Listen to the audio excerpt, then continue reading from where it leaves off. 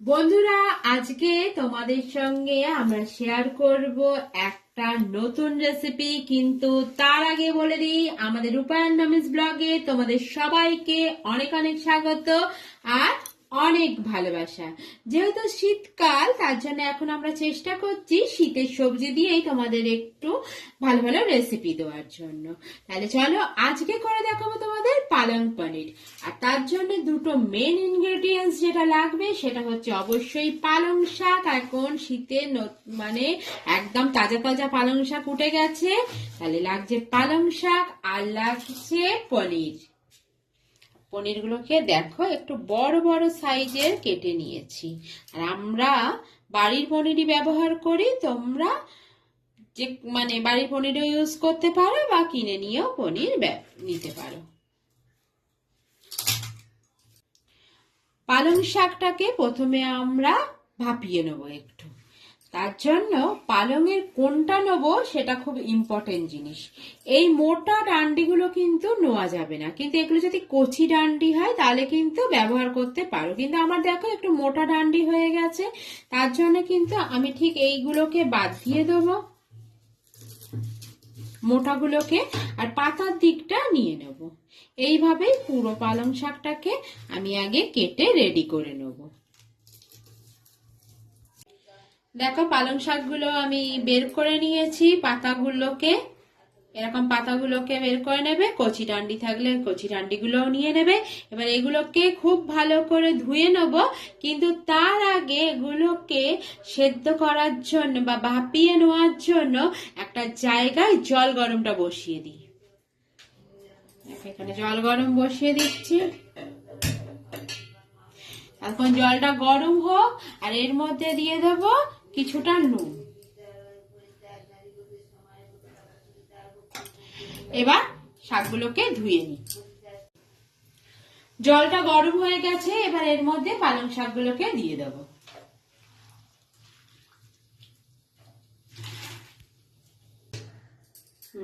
দেখো পালং শাকটা সেদ্ধ হয়ে গেছে, এরকম 2 থেকে 3 মিনিট একটু ভাপিয়ে নিয়েছি। এবার আসল কাজ যেটা, সেটা হচ্ছে পালং শাকটাকে তুলে দিয়ে দিতে হবে একদম বরফ ঠান্ডা জলের মধ্যে। দেখো ঠান্ডা জলের মধ্যে বরফ দেওয়া আছে, এর মধ্যে দিয়ে দেব। এর মধ্যে দিলে কিন্তু পালং শাকের যে সবুজ রংটা সেটা সবুজই থাকবে। এবার পালং শাকগুলোকে একটা মিহি পেস্ট বানিয়ে নেব।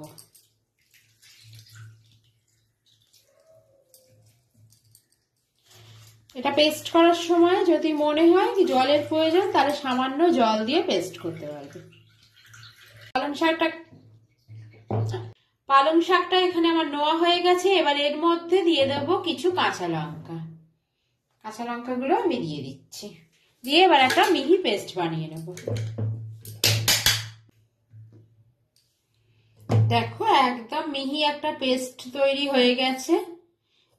এটা এখন থাক, আগে আমরা পনিরগুলোকে ভেজে নিই।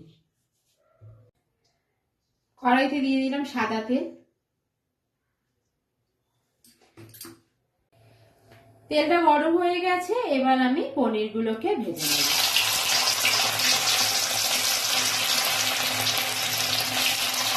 এখন হালকা লাল লাল করে ভেজে তুলে নেব।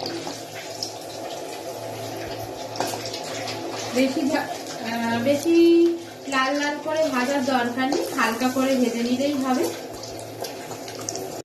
এরকম করে বাকি সবকটা পনিরকে আমি ভেজে নেব।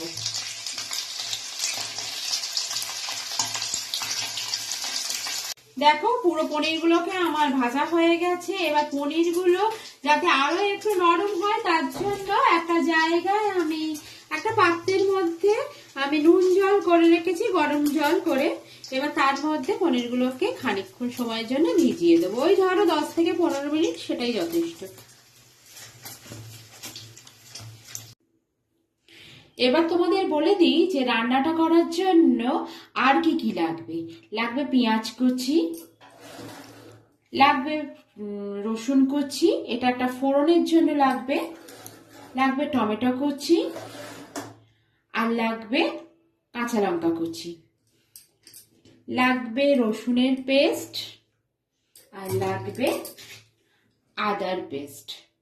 আর আরেকটা ভাজা মশলা রেডি করেছি, সেইটা এটা হচ্ছে জিরে, ধনে আর গোটা গরম মশলা শুকনো খোলায় একটু নেড়ে নিয়ে সেটাকে গুঁড়ো করে নিয়েছি।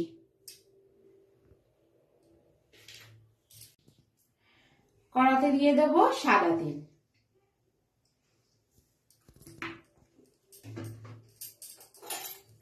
সঙ্গে দেব কিছুটা বাটার।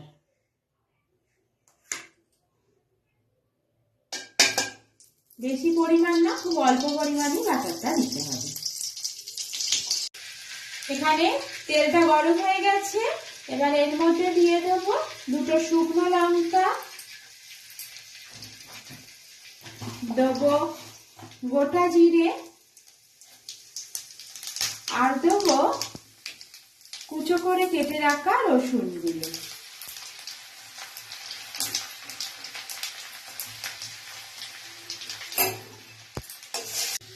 এবার রসুনগুলো যখন এরকম হালকা ব্রাউন কালার হয়ে যাবে তখন এর মধ্যে দিয়ে দেব কুচো করে কেটে রাখা পেঁয়াজগুলো। রসুন একটু যদি ফোড়নে এরকম কুচো করে দেওয়া হয় তাহলে যখন পালং পনির এই রসুনগুলো মুখে পড়বে তখন কিন্তু দারুণ একটা টেস্ট লাগে।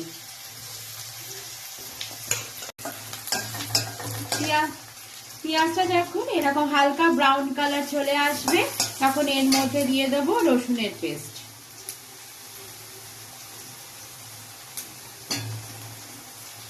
আবার ভালো করে একটু নেড়ে নেব, রসুনের কাঁচা গন্ধটা যতক্ষণ না চলে যায় ততক্ষণ পর্যন্ত। এখানে রসুনটা ভালো করে ভাজা হয়ে গেছে, এবার এর মধ্যে দিয়ে দেব আদার পেস্ট।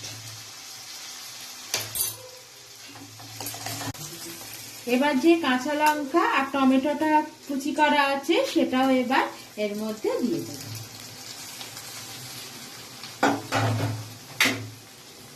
দিয়ে দেবো সামান্য নুন যাতে টমেটোটা ভালো করে গলে যায়।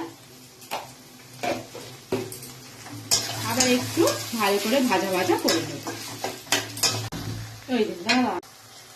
দেখো টমেটোটা ভালো ভাজা ভাজা হয়ে গেছে, মানে প্রায় গলে গেছে। এবার এর মধ্যে দিয়ে দেব পালংয়ের পেস্টটা।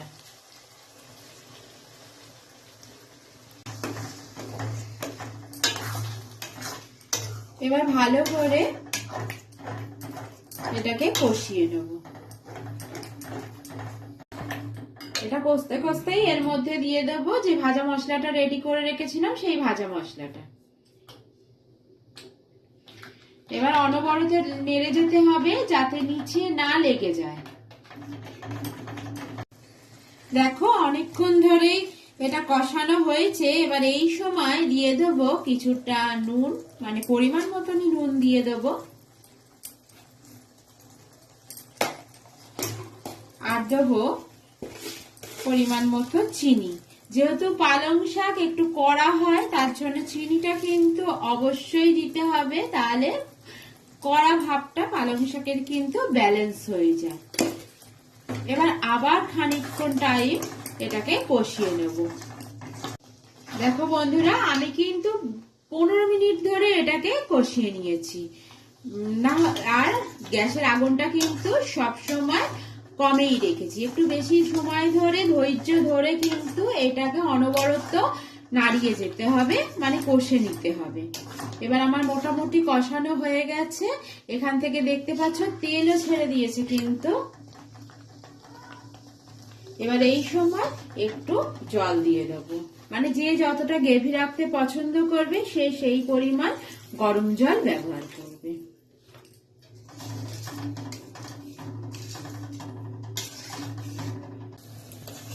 দেখো এবার ফুটে গেছে, এবার এই সময় দিয়ে দেবো পনিরগুলো।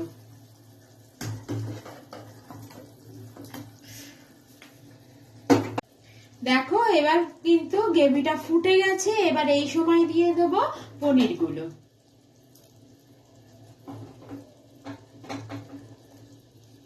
দেখো পনিরগুলো সবকটাকে দেওয়া হয়ে গেছে, এবার আরো 5 মিনিট একটু ফুটিয়ে নেব।